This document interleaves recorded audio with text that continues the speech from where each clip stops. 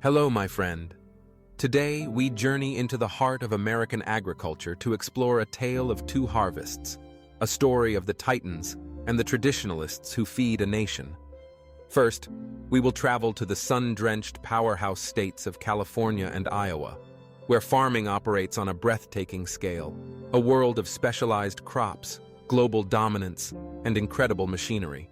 Then, we will journey to the rolling hills of Pennsylvania to witness a different kind of success story, a sixth-generation family farm that embodies resilience, diversification, and a deep connection to its community. Our first chapter begins in California, the Golden State, an agricultural titan that contributes over $50 billion annually to the U.S. economy. This is the world of specialization and scale, starting with its globally dominant nut empire. From August to November, the orchards buzz with the hum of machinery. Powerful tree shakers grip the trunks of almond, walnut, and pistachio trees, sending a shower of nuts to the ground in seconds. After drying in the California sun for a week, they are swept into rows and collected by harvesters that separate the nuts from dirt and debris. This mechanized marvel allows California to produce a staggering 80% of the world's almonds and nearly 100% of America's supply. From the orchards, we move to the vineyards, the heart of an industry worth over $70 billion. Here, the harvest is a precisely timed art form. Grapes destined for high-end wine are often picked in the cool of the night, sometimes by skilled crews working under headlights, to preserve the delicate sugars and flavors.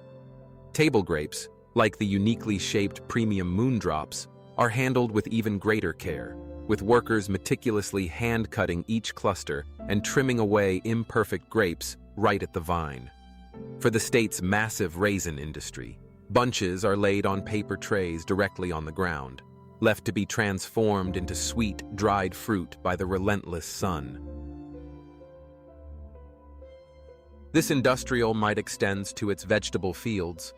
In the Central Valley, giant tomato harvesters equipped with optical sensors roll through the fields, distinguishing ripe red tomatoes from green ones and harvesting up to 120,000 pounds per day. This incredible efficiency is why California supplies 95% of the nation's processed tomatoes. For crops like broccoli, of which the state grows 92% of the U.S. supply, the work remains a manual art, with crews swiftly moving down rows, cutting the firm green heads by hand. From California, our journey takes us to the heartland, to Iowa, the titan of commodity crops. This is where the sheer scale of American agriculture is most apparent.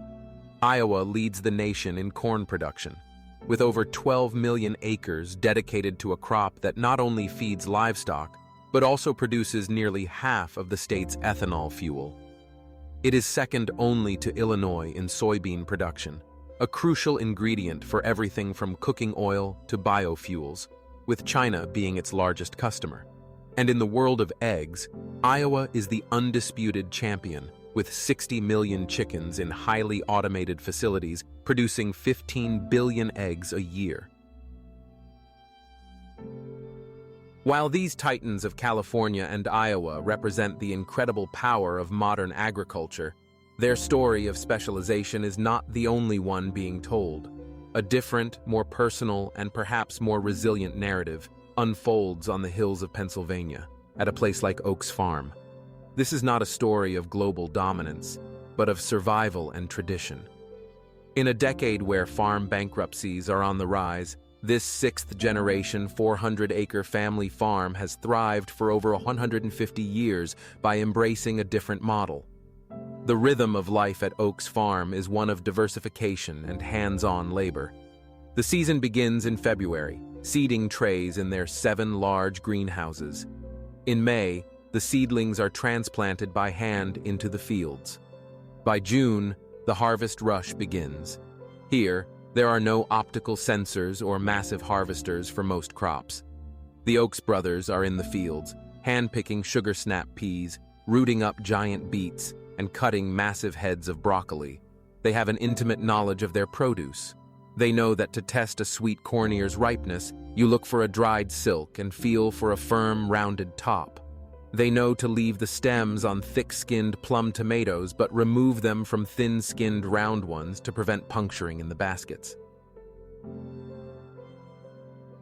This is a world that blends old and new. While most vegetables are hand-picked, they use machines for larger crops like green beans and wheat. Their potato harvest is a hybrid process. A machine digs up the potatoes and gathers them into a row, allowing them to dry in the field before the family sorts through them by hand, selecting only the best for their farm market. Perhaps the true genius of their model lies in its sustainable, closed-loop system. The farm is not just vegetables. It is also home to nearly 50 head of beef cattle and many chickens. The main source of food for these animals is the grain the family grows themselves. But it's the waste from the vegetable harvest that makes their system so clever. Unsold tomatoes, peppers, and even pumpkins are fed to the cattle. The family discovered that pumpkins act as a natural dewormer, and the other produce provides free, nutrient-rich feed, resulting in healthier animals and better quality meat and eggs. The cattle get so excited that they come running whenever they hear the vegetable washer turn on, knowing a treat is on its way.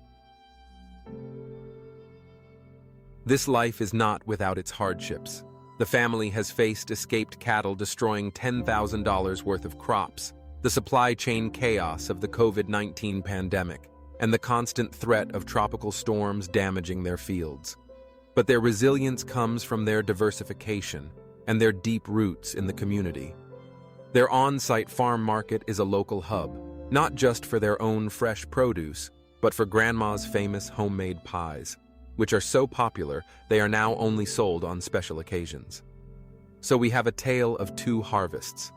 On one hand, the titans of industry, whose specialization and technological might feed the world on an unimaginable scale. On the other, the traditionalists like the Oaks family, whose diversification, resilience, and direct community connection represent the enduring heart and soul of American farming. Both are essential, each telling a vital part of the complex, challenging, and ever-evolving story of how America is fed.